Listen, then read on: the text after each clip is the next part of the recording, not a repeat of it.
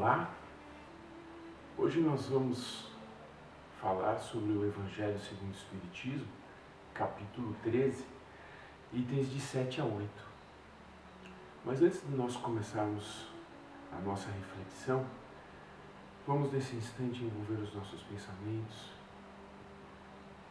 em Jesus, nosso grande Mestre, para que Ele nos leve até Deus, nosso Pai Criador, e nos ajude a manter a nossa sintonia com os benfeitores espirituais, para que nos restabeleçam o nosso equilíbrio, a nossa paz em nossos corações, e nós possamos nos manter harmonizados, sentindo a presença de Jesus, nos abraçando, nos acolhendo, e através dele nós vamos até Deus, nosso Pai Criador, e vamos agradecer a Deus pela vida e por tudo que temos. Que Deus abençoe os nossos esforços, que assim seja, graças a Deus.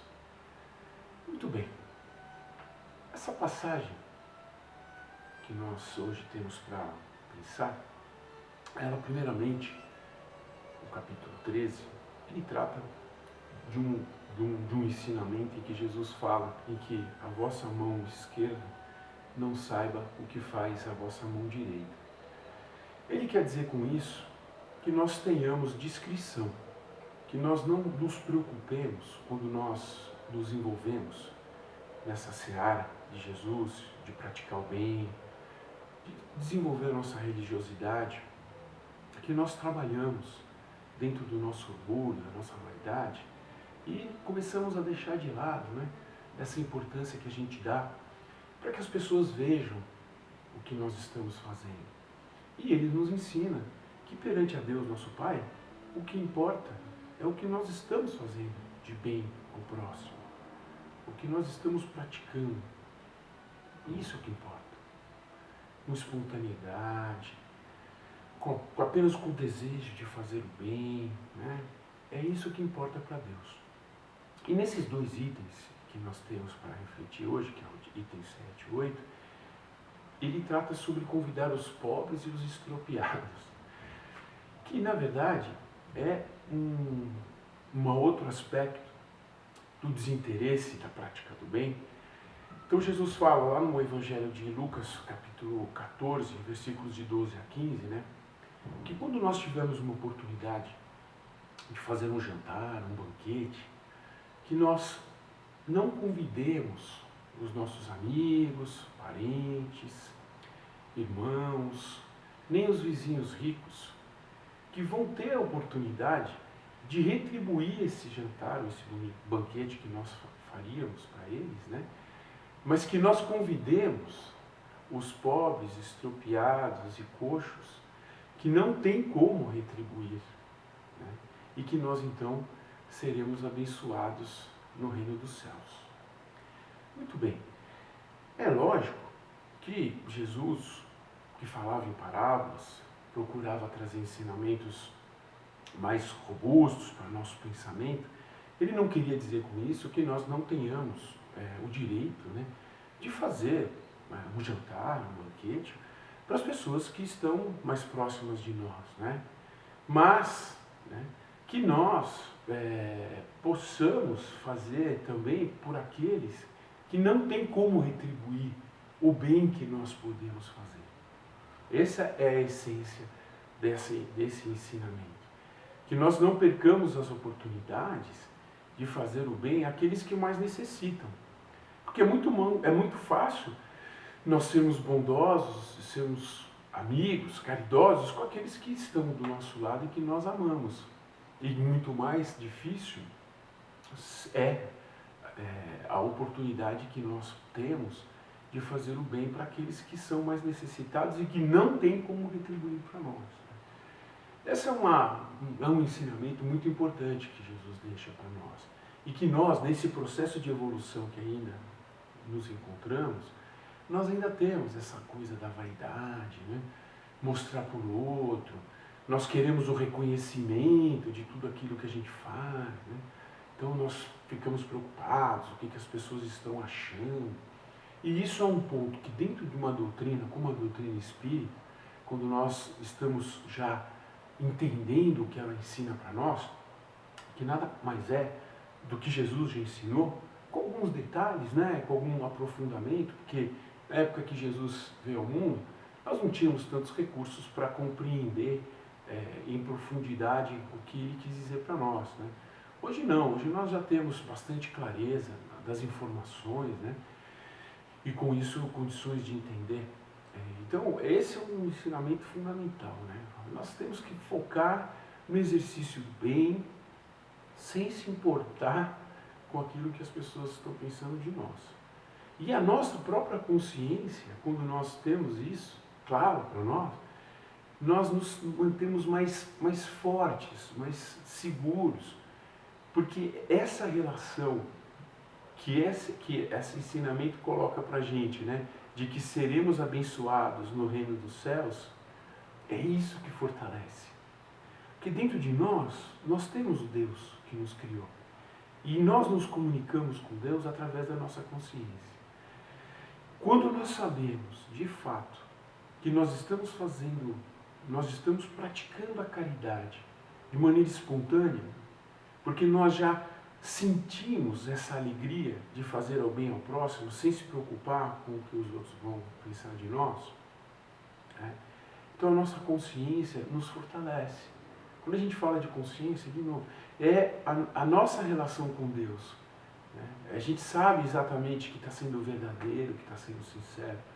E aí, se a gente errar, cometer algum equívoco, nós lembramos que Deus, nosso Pai, é misericordioso, né? E Ele entende que nós somos falíveis. Aí entra a nossa humildade em reconhecer que sim, nós de vez em quando vamos cometer alguns enganos, alguns equívocos, né? Mas isso não tem nada a ver com o que a gente sente. Não vai mudar o que a gente sente, se é verdadeiro e puro. E aí, entrando no campo da humildade, vai nos ajudar a reparar as coisas que nós precisamos reparar para poder dar seguimento, dar continuidade. Porque a coisa mais importante que vai nos trazer aquilo que nós mais procuramos na nossa vida, que é paz, esperança e segurança, é a continuidade do exercício da fé. É a prática, não diríamos nem diária, é a prática sistemática. Ela pode ser a qualquer momento, mas principalmente naqueles momentos em que nós nos sentimos mais preocupados, mais inseguros. Aí é o momento então de nós elevarmos nosso pensamento, e não importa a condição que nós estejamos, se a gente faz muito, se a gente faz pouco, porque às vezes a gente vê, né, quantas pessoas fazem bastante e até nos intimidamos, né? Poxa, olha, fulano de tal. Pega esses exemplos maravilhosos que a gente tem, o próprio Chico, Divaldo, enfim, né? E outras pessoas, até pessoas que não têm nomes como eles, mas que trabalham, né, e que fazem muitas coisas. Nós não precisamos nos comparar com os outros. Então, nós temos que saber em que momento nós estamos, em que passo nós estamos dando nessa nossa jornada, nesse nosso caminho de evolução. Isso é fundamental. Como tudo na vida que tem planejamento, isso também tem planejamento. Como é que nós vamos desenvolver nossa relação com Deus, a nossa religiosidade, o nosso entendimento da espiritualidade? Não é porque nós já entendemos uma doutrina que nós vamos nos transformar no curto prazo. A compreensão da doutrina vai nos dar um método, uma forma e recursos para nós fazermos esse processo de transformação. E no caminho desse processo de transformação, nós precisamos da humildade, assim como da pureza do nosso coração, né? Para que quando nós estivermos fazendo bem, nós não precisamos nos referenciar, né, daquilo que o outro está vendo. Nós estamos seguros dentro de nós. Nós sabemos o passo, nós sabemos o que podemos, fazemos esforço naquilo que podemos, porque nada se conquista sem esforço. Nos dedicamos naquilo que nós nos comprometemos, mas é um processo, é um caminho que nós controlamos. É um autoconhecimento que sabe a medida do que podemos fazer e que faz, e que atua dentro da construção da nossa própria religiosidade, que é essa relação que nós temos com Deus. Então que nós possamos seguir esse caminho, sem nos perder nos truques, né, da vaidade, do orgulho, que aparecem no nosso cotidiano, nas nossas relações com as pessoas. Por isso da importância de estarmos atentos, por isso da importância de estarmos conscientes desse processo. O mais importante é ter essa consciência, porque a consciência ela nos mostra como nós somos. Na hora que nós escorregamos, nós percebemos, né? O que o orgulho nos cega, nos mantém fazendo sempre a mesma coisa, acreditando daquela coisa, dando desculpas para justificar os nossos atos, né? E é de tudo isso que nós queremos nos livrar, né? E aí nós vamos entendendo tudo como funciona, vamos organizando o nosso contexto de vida, o nosso comportamento, aonde nós estamos, as famílias, o trabalho, as restrições que nós estamos tendo no nosso dia a dia. Tudo isso passa a ter uma organização nas nossas ideias, no nosso pensamento. Também sustentadas pelas nossas orações, que é um recurso fundamental nesse caminho que nós estamos seguindo, né?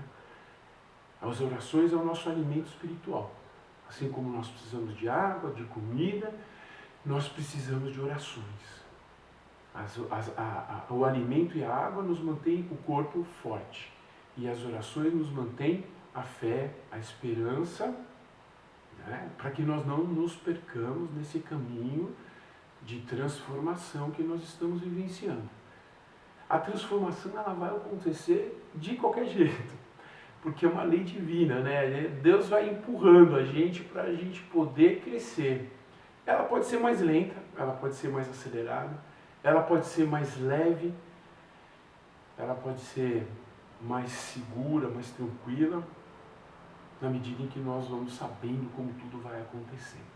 Então, para a gente fechar o que a lição nos traz hoje, nós vamos lembrar disso. Nós vamos lembrar de que vamos pensar em fazer o bem sem nada em troca querer. E esse exemplo, que é a lição que nós tivemos hoje, né, que nós tenhamos o bom senso de saber o que nós podemos oferecer para as pessoas que estão próximas e o que nós podemos oferecer para aqueles que não são próximos e que nada pode nos dar de volta. E aí sim a nossa boa fé estará sendo testemunhada, provada para nós mesmos, porque nós é que precisamos dela para termos segurança na fé que nós sentimos. Muita paz a todos, que nós possamos estar sempre envolvidos nesse nosso Mestre, no Evangelho do Mestre, não no símbolo que é Jesus, mas naquilo que Ele trouxe para nós de conhecimento, que é o seu Evangelho, para que nós possamos seguir em nossos caminhos em direção a Deus, nosso Pai Criador, e seja qual for o momento, seja qual for a dificuldade, nós vamos ter os recursos que nós precisamos para nos mantermos cheios de alegria, cheios de esperança. Que assim seja, graças a Deus.